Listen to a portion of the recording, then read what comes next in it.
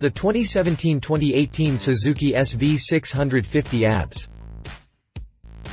Suzuki continued with the evolution of the SV650 line with the all-new in 2017 SV650, built on the success of the original SV650 that covered 1999 through 2008, and its offspring, the SFV650 Gladius. The new ride carries the SV DNA into a new generation.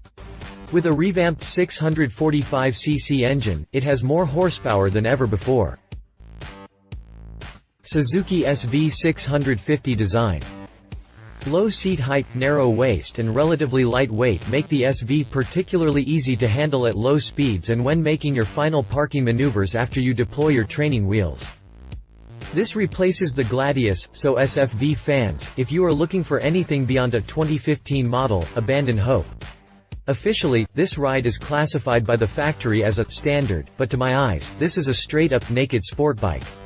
The minimal headlight can, exposed frame and engine arrangement leave little to nothing to the imagination, and to me, this is the very epitome of naked bikedom. A minimal front fender and subframe-style rear fender keep the bike looking clean, with no fat hanging off it, only the bare essentials. Though the original was offered in both a faired and naked version, this new SV650 comes naked, or naked, if you prefer. Typical street bike lines greet the eye, and the rider's triangle sets the pilot up in the sport-typical jockey position. Granted, the handlebars don't necessarily pull you down and forward as much as, say, a supersport, but they do encourage an aggressive, forward-leaning position typical of the class. The 30.9-inch seat height, narrow waist and 434-pound curb weight, 18 pounds lighter than its predecessor, make the SV particularly easy to handle at low speeds and when making your final parking maneuvers after you deploy your training wheels.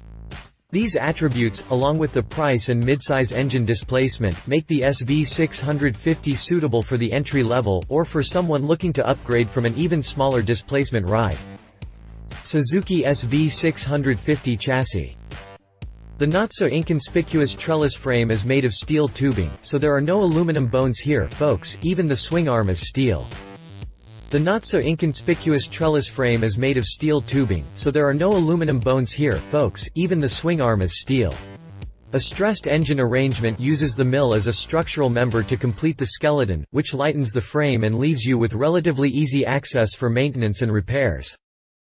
Truth to tell, Suzuki could have thrown inverted front forks on there, but the traditional setup with 41mm tubes is probably sufficient for such a light bike.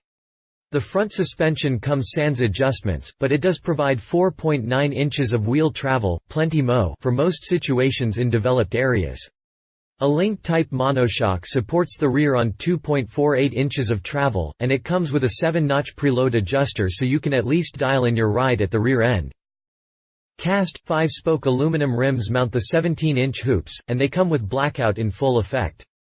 In spite of the light weight and low displacement, the factory took the wise step of slapping dual front brakes on the thing. A pair of twin-pot, Tokiko calipers bind the dual, 290mm front discs, while To read the full article, check the link in the description. If you liked this video, please share your thoughts in the comments below and don't forget to hit the subscribe button.